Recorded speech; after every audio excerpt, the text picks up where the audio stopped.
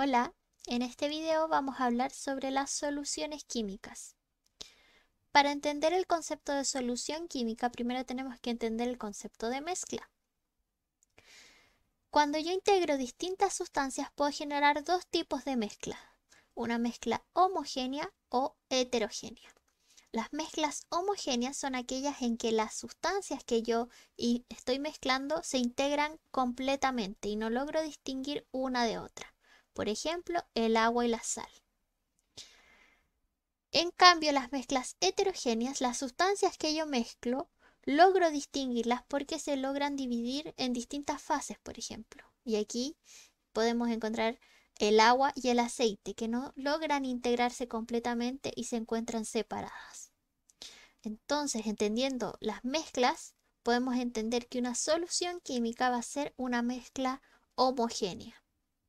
Bien, en donde no voy a poder distinguir las sustancias que yo mezclé y estas sustancias van a perder sus características individuales, generando una sustancia nueva con características propias.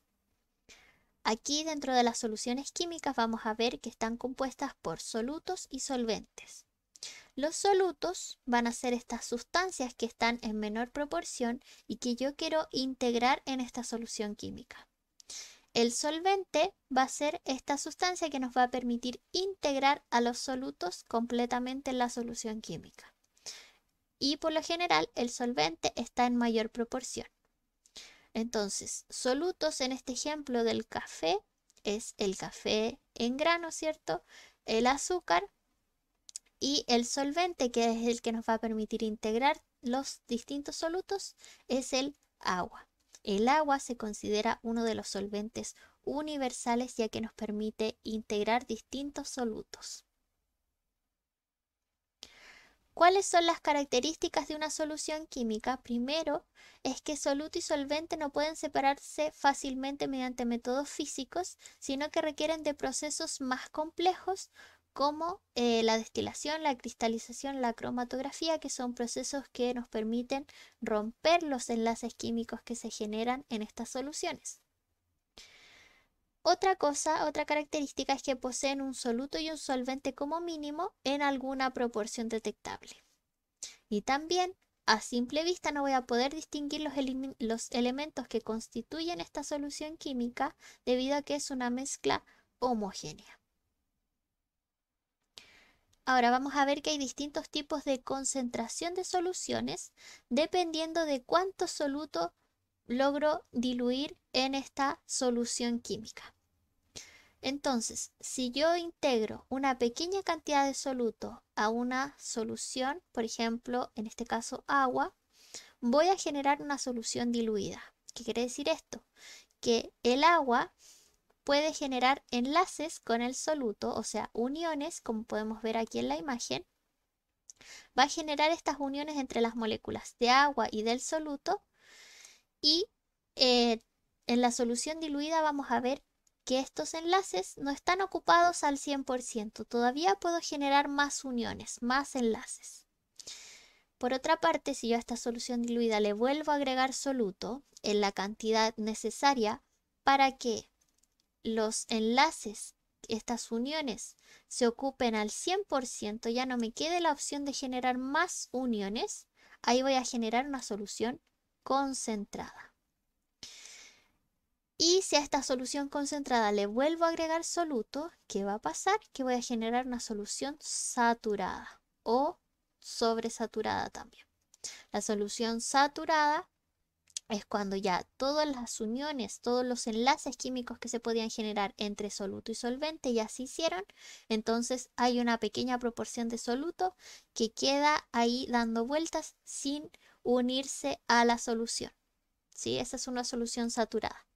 Pero si yo genero algún factor para que aumente la solubilidad de una sustancia, o sea, se logre integrar completamente este soluto a la solución, ahí sigue siendo una solución saturada, pero si yo vuelvo a agregar soluto y aunque haga lo que haga para aumentar la solubilidad, no logro integrar este soluto a la solución, ahí tengo una solución sobresaturada. Entonces, ¿qué es este concepto de solubilidad que les acabo de explicar? Se define aquí como la solubilidad es la capacidad de una sustancia, o sea, de un soluto, de disolverse en el disolvente o solvente a una determinada temperatura. Y hay distintos factores que nos permiten aumentar esta solubilidad. El primero que vamos a ver es la superficie de contacto. La superficie de contacto es la interacción que hay entre soluto y solvente, y mientras mayor es la superficie de contacto, más rápido va a disolverse el soluto en el solvente. O sea, se van a integrar de una manera mucho más rápida.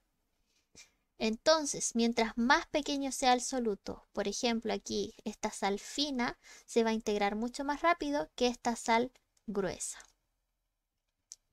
Por otra parte, también otro de los factores que puede aumentar la solubilidad es la agitación, ya que aquí interactúan mucho más el soluto y el solvente para poder integrarse. También encontramos que la temperatura es uno de los factores que puede influir en la solubilidad de una sustancia, y a mayor temperatura, mayor solubilidad, en cambio a menor temperatura, menor solubilidad. Y por último, uno de los factores que pueden intervenir en la solubilidad de una sustancia es la presión, y esta influye específicamente en la solubilidad de los gases.